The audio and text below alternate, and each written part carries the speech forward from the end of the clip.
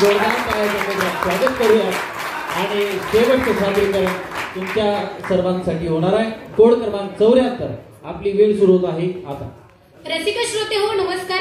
काही वर्षांपूर्वी एक चित्रपट फार प्रसिद्ध झाला ज्याचं नाव होतं जय भीम। या चित्रपटाच्या माध्यमांवरती शोषितांवरती झालेल्या अन्यायाच्या माध्यमातून एखादा चंद्रू नावाचा ऍडव्होकेट समोर यायला लागतो आणि हिबियस कॉर्पस नावाचं एखादं रीट वापरून त्यांना कशा पद्धतीने न्याय मिळायला लागतो हे सांगायला लागतो ना। तेव्हा अशा पद्धतीच्या प्रत्येक सर्वसामान्य माणसांचा, शोषितांच्या माणसांचा, रस्त्याच्या साईडला भीक मागणाऱ्या माणसांच्या, कित्येक सर्वसामान्य माणसांपासून मोठमोठ्या माणसांपर्यंत या देशातलं संविधान जेव्हा या माणसांसाठी जगण्याचा पाया आणि चालण्याचं बळ व्हायला लागतं ना, तेव्हा विचारपीठाला सुद्धा विषय मिळायला लागतो की भारतीय संविधान जगण्याचा पाया आणि चालण्याचं बळ। आणि नेमकं याच विषयावरती बोलण्यासाठी आपल्या सर्वांच्या समोर उभी आहे। नमस्कार, मी सांकेतिक कोड क्रमांक 74 आपल्या सर्वांसमोर विषय मांडत आहे, भारतीय संविधान जगण्याचा पाया चालण्याचं बळ।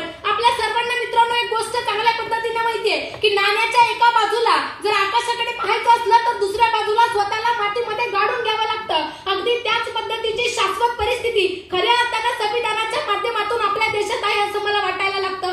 अर्थातच काय तर राजस्थानमध्ये काही वर्षांपूर्वी जी घटना घडली म्हणजे एखादी भौरी देवी नावाची एखादी महिला समोर यायला लागते आणि चाइल्ड मॅरेज थांबवण्यासाठी प्रयत्न करायला लागते, तेव्हा तिच्यावरती सामूहिक बलात्कार व्हायला लागतो। आणि याच्यासाठी कुठेतरी उत्तर म्हणून जेव्हा विशाखा हेल्पलाईन तुमच्या माझ्यासारख्या मुलींसाठी तयार व्हायला लागते ना, तेव्हा खरंच जगण्याचा पाया आणि चालण्याचं बळ इथल्या प्रत्येक महिलांसाठी हे भारतीय संविधान तुमच्या आमच्या सगळ्यांना उभं राहताना दिसायला लागतं। विषयाच्या अनुषंगाने पुढे जाऊन आणखी बोलत असताना मला सांगावंसं वाटतं की या देशामध्ये मुकेश चंद्रकर नावाचा एखादा पत्रकार म्हणजे लक्षात घ्या की लोकशाहीचा चौथा स्तंभ म्हणून स्वीकारल्या जाणाऱ्या प्रसार माध्यमांच्या माध्यमातून एखादा मुकेश चंद्रकर नावाचा माणूस समोर यायला लागतो। 120 कोटीचा घोटाळा तेव्हा तो दाखवायला लागतो। मस्साजोग सारखा सर्वसामान्य संतोष देशमुख नावाचा एखादा सरपंच समोर यायला लागतो आणि खंडणी प्रकरणामध्ये अडथळा निर्माण करायला लागतो ना, तेव्हा या दोघांची निर्गुणपणे हत्या याच मातीमध्ये करण्यात येते। तेव्हा प्रश्न पडायला लागतो की खऱ्या अर्थानं या देशामध्ये